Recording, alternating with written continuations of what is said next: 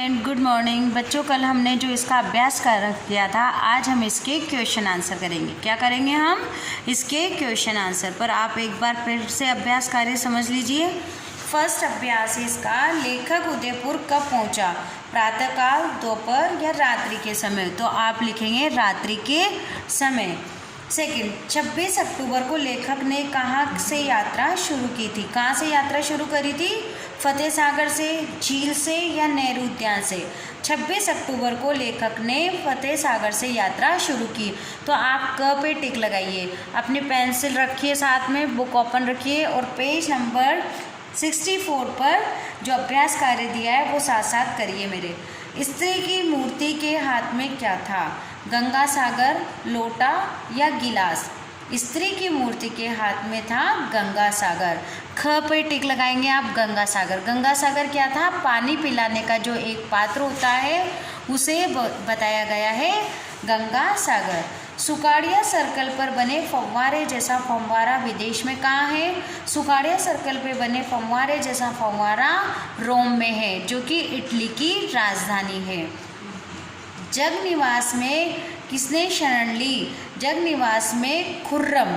ख पे राइट लगाएंगे। खुर्रम कौन था? खुर्रम एक शाहजहाँ का बेटा था जिसने जगनिवास में शरण ली थी।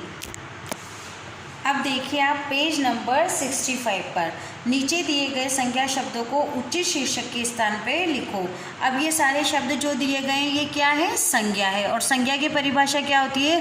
किसी व्यक्ति, वस्तु, स्थान के नाम को संज्ञा कहते हैं। पर अब जो ये कॉलम बने हैं इनमें से आपको अलग अलग फील करना है। व्यक्तिवाचक, जातिवाचक, भाववाचक। अब व्यक्तिवाचक क्या होता है? किसी व्यक्ति का नाम और स्थान का नाम। तो स्थान का नाम आप इसमें से चूज कीजिए, कौन सा है?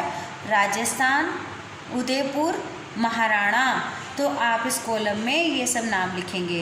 अब है जातिवाचक। जातिवाचक में मछली, गंगा सागर, मूर्ति, झील, रेलगाड़ी। मूर्ति में आपके बड़ी ऊ की मात्रा आएगी मूर्ति। मूर्ति आपको यहाँ पे सही करके लिखना है। तो ये हो गए हमारे जातिवाचक। भाववाचक संज्ञा, थकान, मुस्कुराहट और स्वतंत्रता। इन शब्दों से भाव पता चलता है कि किसी को थकान हो रही है, तो थकान शब्द से भाव पता चला।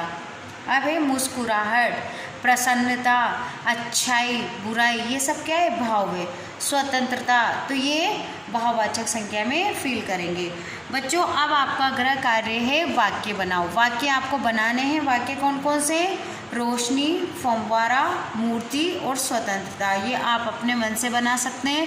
फिर भी अगर आप चाहें तो मैं थोड़ा सा हिंट दे सकती हूँ। रोशनी, वहाँ पर बहुत अच्छी रोशनी है, या दिवाली पर हम कई रंगों की रोशनी करते हैं। फव्वारा, रोम में के जैसा फव्वारा कहाँ पर लगा हुआ है? नेहरू उद्यान में। मूर्ति, यह मूर्ति एक स्त्री की है। हमें स्वतंत्रता प्रिय है, या हमें स्वतंत्रता अच्छी लगती है। अब आइए एक वचन रूप लिखो। एक वचन रूप आप देखिए पेज नंबर 65 पर। सैलानियों, सैलानियों बहुवचन है, इसका एक वचन करने के लिए हम क्या लिखेंगे? सैलानी। और जब यो लगाएंगे तो जो ये छोटी ई की मात्रा है वो किस में बदल जाती है? बड़ी ई में। कुल्हड़ों, कुल्हड़ों को किस में लिखेंगे? कुल्हड़। बहुत सारे कुल्हड़ों को एक कुल्हड़। सहेलियों, तो क्या होगा? सहेली। मछलियाँ, मछली। मूर्तियाँ, मूर्ति। सड़कें, सड़क। तो ये हो गए आपके बहुवचन से एक वचन। बच्चों आप ये क्वेश्चन आंसर देख रहे हैं, आपको ये क्वेश्चन आंसर अपनी नोटबुक में फिल करने हैं। फर्स्ट क्वेश्चन था हमारा, लेखक ने 25 अक्टूबर की डायरी में किस बात का उल्लेख किया? लेखक 25 अक्टूबर को कहाँ पर पहुँचा था? उदयपुर पहुँचा था। उदयपुर कौन रहते थे? उसके मामा मामी। तो इसके बारे में हम उत्तर बना के लिखेंगे। लेखक 25 अक्टूबर को रात्रि 8 बजे उदयपुर पहुंचा। वहाँ वह मामा जी के बच्चों के साथ मिला। वह बहुत उत्साहित थे। कौन उत्साहित थे? मामा के बच्चे। अगले दिन का कार्यक्रम तय हुआ। अगले दिन जब उनको घूमना था तो उसका कार्यक्रम तय हुआ। अब सेकंड क्वेश्चन है, नेहरू उद्यान का वर्णन अपने शब्दों में कीजिए। नेहरू उद्यान। नेहरू उद्यान में क्या क्या देखा लेखक ने अपनी डायरी में लिखा था। तो फतेह सागर झील के बीचों बीच नेहरू उद्यान है। इस उद्यान के प्रवेश द्वार पर 2 बड़ी बड़ी मछलियाँ बनी है। सामने एक मूर्ति है जो राजस्थानी वेशभूषा पहने है। उसके हाथों में गंगा सागर है। गंगा सागर यानी पानी पिलाने का पात्र। आप इसको कोष्टक में लिख लेना कि गंगा सागर किसे कहते हैं। अब आते हैं हम क्वेश्चन नंबर 3 पर। आप इसमें उत्तर देखिए बच्चों। महाराणा प्रताप की मूर्ति को देखकर लेखक को क्या अनुभव हुआ। जब उसने महाराणा प्रताप की मूर्ति देखी तो उसको क्या अनुभव हुआ। महाराणा की मूर्ति को देखकर लेखक यह अनुभव करने लगा कि उन्हें स्वतंत्रता के लिए संघर्ष में कैसे कैसे कष्ट झेलने पड़े। अब आप देखिए क्वेश्चन 4। बच्चों आप अपनी बुक में से क्वेश्चन देखेंगे और जो मैंने ये लिख रखे हैं वह मैंने आंसर लिख रखे हैं। आप जो मैं बता रही हूँ उसे पढ़कर भी लिख सकते हैं और देखकर भी लिख सकते हैं। सुकाड़िया सर्कल पर क्या दृश्य था। अब सुकाड़िया सर्कल पर क्या दृश्य था आप देखिए।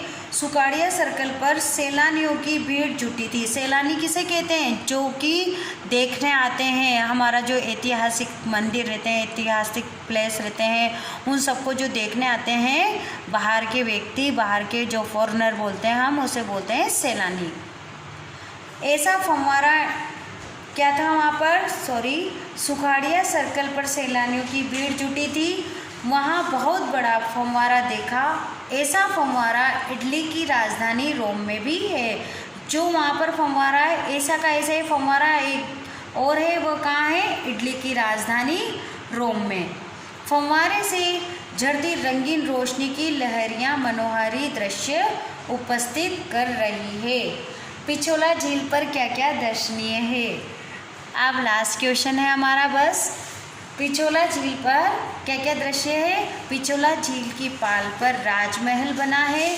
महल के मुख्य द्वार पर जो उगते सूरज का पहली किरण होती है वो आती है। तो महल के मुख्य द्वार पर बना उगते सूरज का चिन्ह दर्शनीय है। और यही चिन्ह क्या है, यह मेवाड़ का राज चिन्ह भी है। तो बच्चों आपके क्वेश्चन आंसर हो गए, सारा अभ्यास कार्य हो गया। मैंने कल गद्यांश भी बताए थे, आपको गद्यांश के आंसर बुक में ही फिल करने हैं, नोटबुक में नहीं करने हैं।